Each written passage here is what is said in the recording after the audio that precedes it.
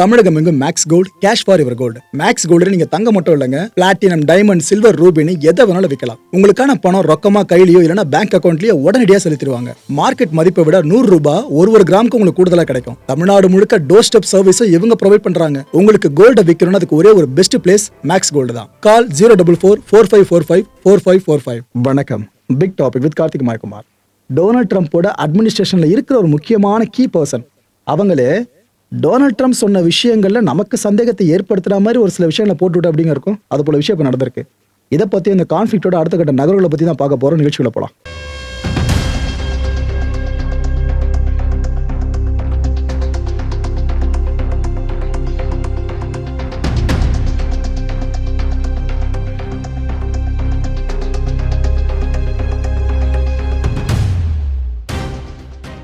அமெரிக்க ராணுவம் ஒரு பெரிய முடிவை எடுத்திருக்காங்க. இந்த ஈரானுக்கு எதிரான போர் இருக்குல்ல, இதுல கூடுதலா இன்னும் சில அடிஷனல் ட்ரூப்ஸ் அனுப்ப போறாங்க. வார்ஷிப்ஸை அனுப்புறாங்களாமா இந்த போர்ல இணைஞ்சு சண்டை போறதுக்காக. ஏன்னா உலக நாடுகளோட சப்போர்ட்டும் லைட்டா இப்போ வர மாதிரி ஆயிடுச்சா. அமெரிக்காவுக்கு சப்போர்ட்னு கிடையாது, ஈரானை கண்ட்ரோல் பண்ணும் அப்படின்ற ஒரு முனைப்புல உலக நாடுகள் கொஞ்சம் ஸ்டெப் இன் பண்ண ஆரம்பிச்சிருக்காங்களா. அந்த தைரியம் வந்தனாலே என்னவோ தெரியல, இவங்க அடுத்த கட்ட போர் நிகழ்ச்சிக்க ஆரம்பிச்சிட்டாங்க அமெரிக்கன்ஸ். அண்ட் இதுக்கு மத்தியில ஹார்மஸ் பகுதி இருக்குல்ல, அதுக்கு அருகில அமெரிக்கா நிகழ்த்தியிருந்த ஒரு பெரிய தாக்குதல். அங்க ஈரானோட நேவியை ஒரு வழி ஆக்கிட்டு இருக்காங்க. அது சார்ந்த தாக்குதல் காட்சி இருக்குல்ல, இத அமெரிக்க சென்ட்ரல் கமாண்ட் இப்ப வெளியிட்டு இருக்காங்க.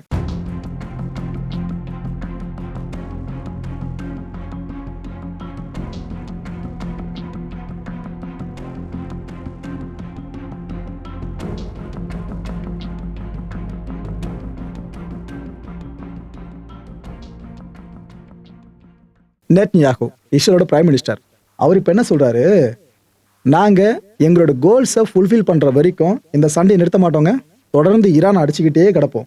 ஆனா அந்த கோல்ஸ்ல என்னென்னு பல பேர் இப்ப கேட்பீங்க. எங்களோட இந்த வார் கோல்ஸ்லாம் அது இப்போதைக்கு என்னால ஓப்பனா சொல்ல முடியாது, கொஞ்சம் வெயிட் பண்ணுங்க, எல்லாம் முடிஞ்சதுக்கு அப்புறம் நான் சொல்றேன் உங்களுக்கு.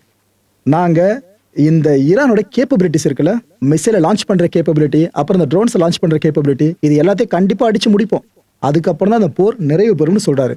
அதாவது அமெரிக்காவே மனசு மாதிரி போர் நிறுத்தம்னு கொண்டு வந்தாலும் இஸ்ரேல் விடாது போல இருக்கு. அது மாதிரி தான் பேசியிருக்காரு.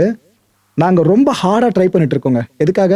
ஹார்மோஸ்ல நார்மலைசேஷனை கொண்டு வரது ட்ரை பண்ணிட்டு இருக்கோம், இயல்பு நிலையை திரும்ப வைக்கிறதுக்கு. ஏன்னா ஈரான் அங்க ஃபுல்லா கண்ட்ரோல் பண்ணிட்டு இருக்காங்களா, இதுல இருந்து நாங்க எப்படியாச்சும் இந்த உலகத்தை மீட்கணும், அதுக்காக நாங்க இந்த ஹார்மோஸை மீட்கணும்ன்றாரு. இதுல இன்னொரு விஷயம் ப்ரப்போஸ் பண்ணிருக்காப்ல, அதாவது ஹார்மோஸ்ன்ற ஒரு வழித்தடம் இருக்கிறதுனால தானே பிரச்சனை. அங்க ஈரான் இருந்துட்டு ஃபுல்லா எல்லாத்தையும் கண்ட்ரோல் பண்றது. நாம எதுக்காக ஆல்டர்னேட்டிவ் ரூட்ஸை யோசிக்க கூடாது? இந்த ஆயில் அண்ட் கேஸ்லாம் இன்னொரு பக்கம் ஹார்மோஸுக்கு வெளியில இருந்து பயணிக்கிற மாதிரி எதுக்கு நம்ம யோசிக்க கூடாது அப்படின்ட்டு உலக நாடுகள் கிட்ட இவர் ஒரு ப்ரொபோசலை முன் வச்சிருக்காரு. இதெல்லாம் அவ்வளோ சீக்கிரம் நடக்கிற விஷயம் கிடையாதுங்க. நீங்க ஒரு தனித்தீவா மாத்தி அங்க ரோடு போட்டு இதெல்லாம் நினைச்சு பார்க்க வேணா பயங்கரமா இருக்கும். ஆனா பாசிபிலிட்டி பல வருஷங்கள் எடுக்கும். இதை தாண்டி உலக நாடுகள் என்ன பண்ண போதும். ஆனா ஒரு பெரிய அடியா வாங்கியாச்சுல, இப்ப ஈரானால ஹார்மோஸ் எந்த கண்ட்ரோல் பண்ண முடியும் உலக நாடு தெரிஞ்சிச்சுல, இதுக்கப்புறம் எந்த அளவுக்கு வெடிக்க போறாங்கன்னு பார்ப்போம். விக்டர் ஜாமினிஸ், இவரு இந்த இன்டர்நேஷனல் மேரிடைம் ஆர்கனைசேஷன் இருக்குல்ல, அதோட சேர்பர்சன். இவர் இப்ப என்ன தெரியுமா சொல்லியிருக்காரு, கடந்த ஒரு 3 நாட்களா தீவிரமான டிஸ்கஷன் இருந்தோம் எல்லாருமே, இந்த ஹார்மோஸ் பிரச்சனைக்கு தீர்வு காணணும்னு. அந்த டிஸ்கஷன் முடிஞ்சிருச்சு. 3 நாட்கள்ல பல விஷயம் நாங்க பேசிட்டோம். இந்த ஹார்மோஸை ரீஓபன் பண்ற விஷயம் இருக்குல்ல, இதுக்கு நெகோசியேஷன் தேவைன்னு சொல்லியிருக்காரு. இந்த நெகோசியேஷன் சீக்கிரமே ஆரம்பிச்சிடும். ப்ராபப்ளி அடுத்த வாரம் போல கூட இந்த ஒரு பேச்சுவார்த்தையை நம்ம ஆரம்பிச்சிரும். இதுல எல்லா நாடுகளும் பங்கேற்கணும்னு சொல்றாரு இந்த நெகோசியேஷன்ல, இந்த ஃப்ரேம் ஒர்க்கை உருவாக்குறது சார்ந்து. எதுக்கு ப்ரோ எல்லா நாடுகளும் அழுத்தி சொல்றீங்க கேட்டீங்கன்னாக்கா, ஈரான் கலந்துக்கணும்னு நினைக்கிறீங்க, ஆனா அவர் சொல்றது இந்த ரீஜன்ல இருக்க எல்லா நாடுகளும் கலந்துக்கணும்ன்றாரு அந்த நெகோசியேஷன்ல. இதுக்கு வாய்ப்பு குறைவுதான், ஆனா பார்ப்போம் நடக்குதான்ட்டு. உன்னை கவனிச்சிங்களா, பேச்சுவார்த்தை சுமூகமா முடியல. இந்த நியூக்ளியர் சார்ந்த பேச்சுவார்த்தை, நியூக்ளியர் வெப்பனை உருவாக்கூடாது அதுன்னு சொல்லிட்டு அமெரிக்கா போட கண்டிஷன்ஸ் இருக்குல்ல, அதுக்கு ஈரான் ஓகே சொல்லல. அந்த பேச்சுவார்த்தை நடக்கும் போதே ஈரான் மேல அமெரிக்கா போரை தொடுத்துருச்சு. இப்ப இந்த ஹார்மோஸ் பிரச்சனை சரி பண்ண இன்னொரு பேச்சுவார்த்தை. இந்த ஈரான் அமெரிக்கா பேச்சுவார்த்தைனாலே அது எப்பவுமே ஃபுல்ஃபில் ஆகாதுன்றது நமக்கு தெரிஞ்சு போச்சு. ஆனா இந்த இன்டர்நேஷனல் மேரிடைம் ஆர்கனைசேஷன் இருக்குல்ல, இவங்களுக்கு இன்னும் புரியலன்னு நினைக்கிறேன். ஓகே, யுனைடெட் அரப் எமிரேட்ஸ் இப்போ அவங்க என்ன தெரியுமா பண்ணியிருக்காங்க, அவங்களுக்கு நல்லா தெரியும் ஈரான் படையை நம்ம படை எதுவும் பண்ண முடியாது, அமெரிக்கா இஸ்ரேல் பண்ணலாம், நம்ம பெருசாக பண்ண முடியாதுன்னு நிதர்சனம் அவங்க நல்லாவே தெரியும். சரி, வேற மாதிரி அவங்களை எதனா ரிவெஞ்ச் எடுக்க முடியுமான்னு சொல்லிட்டு ஒரு விஷயத்தை ஆரம்பிச்சிருக்காங்க. ஒரு 5 பேரை அரெஸ்ட் பண்ணியிருக்காங்க யுனைடெட் அரப் எமிரேட்ஸ்ல வச்சு.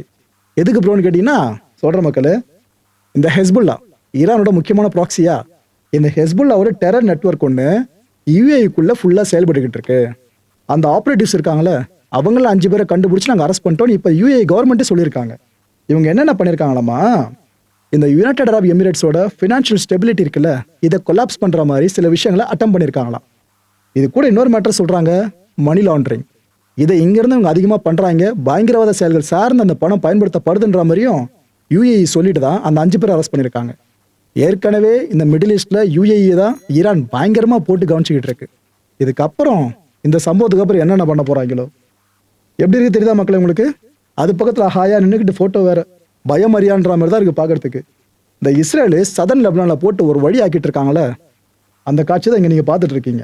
அங்க வந்து விடுற ப்ராக்சிஸ் பயன்படுத்துற அந்த ஆயுதங்கள் இருக்குல்ல, அதெல்லாம் ஒதுக்கி போட்டு அங்கிருந்து போட்டோஸ் எடுக்கிறது, இது போல காட்சிகள் அங்கிருந்து பார்க்க முடியுது.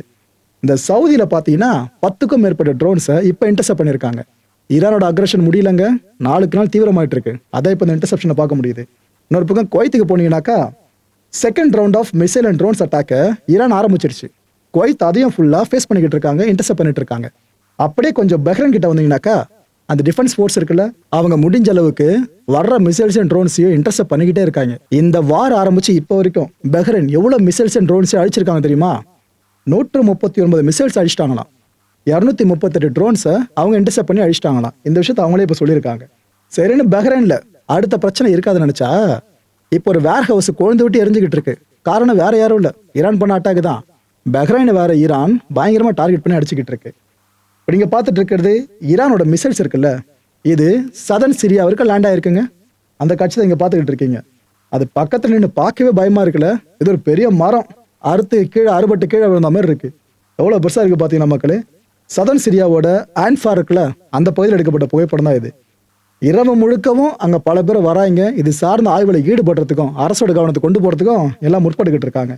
சிரியாவோட ஏர் டிஃபென்ஸ் இருக்குல்ல, அதன் மூலமா தான் இந்த ஈரானின் மிசைல் டிஸ்ட்ராய் பண்ணப்பட்டிருக்கு. ஸோ சிரியா வரைக்கும் ஈரான் தன்னோட அக்ரஷன் அடுத்த லெவல் கொண்டு போக ஆரம்பிச்சிச்சு. அடுத்து அது சார்ந்த அடுத்த அப்டேட்ஸை பார்ப்போம்னு நினைக்கிறேன். ரானா, இந்த America based human rights activist news agency, இவங்க ஒரு சில நம்பர்ஸ் இப்போ வெளியிட்டிருக்காங்க. அந்த நம்பர்ஸை நீங்கள் காது கொடுத்து கேட்கும் போதே மனசு வழியில் துடிக்க ஆரம்பிச்சிடும். என்ன சொல்கிறாங்கன்னா, இந்த ஈரான் வார் ஆரம்பிச்சதுல அதுலேருந்து இப்போ வரைக்கும் 3100 பேருக்கு மேலே கொல்லப்பட்டிருக்காங்க மக்களே. 3100 பேருக்கு மேலே ஈரானில் மட்டுமே. இதில் 1394 பேர் சிவிலியன்ஸ். ஆமாம். இதில் குழந்தைங்க எத்தனை பேர் தெரியுமா? 210 பேராங்க. எதுக்கு அடிச்சுக்கிறாங்கன்னு தெரியாது அந்த குழந்தைங்களுக்கு. ஆனால் சாகிறது பார்த்தீங்கன்னா அந்த பிஞ்சுங்க தான். மிலிட்ரி பர்சனல் எடுத்துக்கிட்டீங்கன்னா 1153 பேர் கொல்லப்பட்டிருக்காங்க இது வரைக்கும். அண்ட் இந்த 639 இறப்புகள் பார்த்தீங்கன்னா யார் என்னன்னே தெரியலையாங்க. அவங்க சார்ந்த வரைக்கும் ஐடென்டிஃபை பண்ண முடியலையாமா. ஒரு நிலப்பரப்பு சார்ந்து இவ்வளோ நம்பர் சொல்கிறேன். இன்னும் ஈரானோட அக்ரஷன் போயிட்டு மற்ற நிலப்பரப்புகளில் எவ்வளோ மோசமாக இருக்குமோ. லெபனான்லையும் விதிவிலக்கலைங்க, அங்கேயும் மக்கள் உயிர்கள் போய்கிட்டு தான் இருக்கு. துல்சி கப்பார், இந்த அமெரிக்காவோட நேஷனல் இன்டெலிஜென்ஸ் இருக்குல்ல, அதோட director.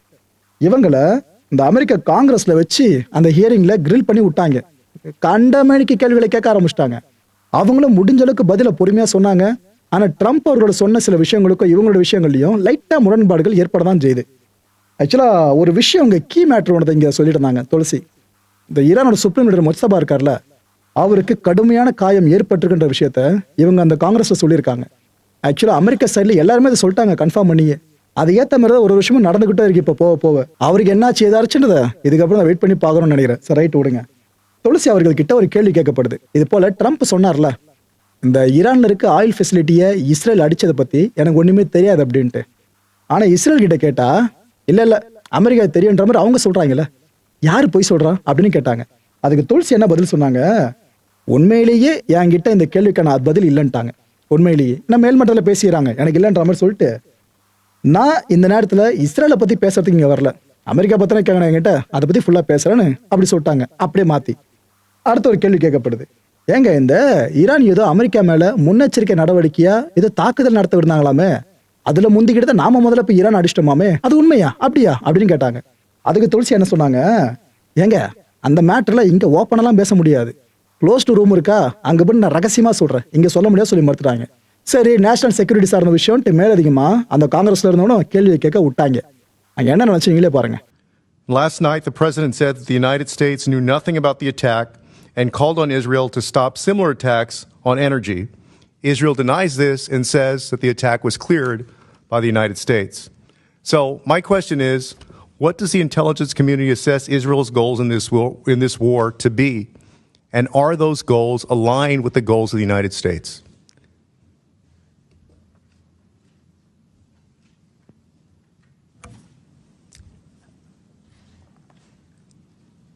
I'm thinking carefully here about what can be said in this open setting versus a closed setting. Are the goals aligned? The objectives that have been laid out by the president are different from the objectives that have been laid out by the Israeli government. And how do they differ? We can see through the operations that the Israeli government has been focused on disabling the Iranian leadership and taking out several members, obviously beginning with the Ayatollah, the supreme leader, and they continue to focus on that effort. And how does that differ from our goals? The president has stated that his objectives are to destroy Iran's ballistic missile launching capability, their ballistic missile production capability, and their Navy, the IRGC Navy and mine laying capability. So the death and destruction continues. The economic cost to the United States, to Israel, to the Gulf states, and to the world continues to increase. So I want to ask you, to the best of your knowledge, do you know whether Israel is supportive of the president's call to make a deal with Iran? I don't know the answer to that. I don't know Israel's position on that. And to what do you attribute Israel's decision to strike Iranian energy infrastructure despite President Trump's call to keep those facilities off limits? I don't have an answer for that.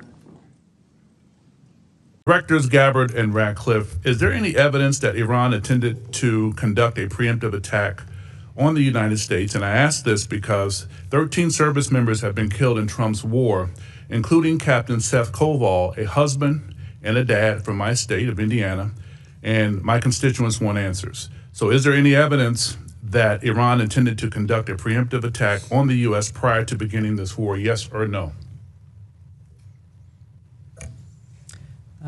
Congressman, the answer to this question needs to be reserved for a closed hearing. I will say, however, the intelligence community does provide the assessments of the threats that exist to the president so that he can make that determination within the body of information and intelligence and activities within the region that ultimately he is responsible for. What is an imminent threat? And if there is an imminent threat, what actions need to be taken? மக்களை இந்த கான்டென்ட்டை பொறுத்தவரைக்கும் நாமளா சிந்திக்க வேண்டியது ஒரே ஒரு விஷயம்தான். ஆக இஸ்ரேல் அமெரிக்காவோட போர் நோக்கங்கள் இருக்குல்ல, அது ஒரே மாதிரியான நோக்கம் கிடையாது. ஈரான் கிட்ட இருந்து இஸ்ரேலுக்கு ஏதோ வேணும், அமெரிக்காவுக்கு வேற ஏதோ வேணும். அடுத்த நிகழ்ச்சியை சந்திக்கலாம். நன்றி, வணக்கம். தமிழகம் எங்கும் Max Gold, cash for your gold. Max Gold நீங்க தங்க மட்டும் இல்லைங்க, பிளாட்டினம், டைமண்ட், சில்வர், ரூபினி எதை வேணாலும் விற்கலாம். உங்களுக்கான பணம் ரொக்கமா கையிலயோ இல்லைன்னா பேங்க் அக்கௌண்ட்லயோ உடனடியாக செலுத்திடுவாங்க. மார்க்கெட் மதிப்பை விட 100 ரூபாய் ஒரு கிராமுக்கு உங்களுக்கு கூடுதலா கிடைக்கும். தமிழ்நாடு முழுக்க டோர் ஸ்டெப் சர்வீஸ் இவங்க ப்ரொவைட் பண்றாங்க. உங்களுக்கு கோல்ட விற்கணும்னா அதுக்கு ஒரே ஒரு பெஸ்ட் பிளேஸ் மேக்ஸ் கோல்டு தான். கால் 04445454545. என் நண்பர் மாயம் ஸ்டுடியோஸ் நேயர்களே, மாயம் பக்தின்னு ஆன்மீகத்துக்காக பிரத்யேகமா ஒரு சேனலை கொண்டு வந்திருக்கோம். மறக்காம சப்ஸ்கிரைப் பண்ணி அந்த சேனலுக்கு உங்களோட ஆதரவை மனப்பூர்வமாக தெரிவிங்க. வணக்கம் மாயம் ஸ்டுடியோஸ் நண்பர்களே. மாயம் ட்ரெண்ட்ஸ் அப்படின்ற ஒரு புதிய ஃபேஸ்புக் பேஜை ஓப்பன் பண்ணியிருக்கோம். நீங்கள் யூடியூப்பில் பார்த்துட்டு இருக்கீங்களா நம்மளோட கான்டென்ட்ஸ்லாம். இதெல்லாம் விட ஒரு படி மேலே ரொம்ப கிறிஸ்பாகவும் ரொம்ப சூப்பராகவும் நிறைய கான்டென்ட்ஸ் உங்களுக்கு இந்த பேஜில் காத்துட்டு இருக்குங்க. ஸோ உடனடியாக ஃபேஸ்புக் பிளாட்ஃபார்ம் போங்க, மாயம் ட்ரெண்ட்ஸ்னு டைப் பண்ணி சர்ச் பண்ணி நம்ம பேஜை ஃபாலோ பண்ணுங்கள். அப்படியே நம்ம சேனலையும் நீங்கள் சப்ஸ்கிரைப் பண்ணிட்டீங்க அப்படின்னா இன்னும் நிறைய புது புது கான்டென்ட்ஸை உங்களுக்காக ப்ரொடியூஸ் பண்ணி கொடுத்துக்கிட்டே இருப்பாங்க. நீங்கள் பண்ணுற ஒவ்வொரு சப்ஸ்கிரிப்ஷனும் எங்களுக்கு பெரிய மோட்டிவேஷனாக அமையும்.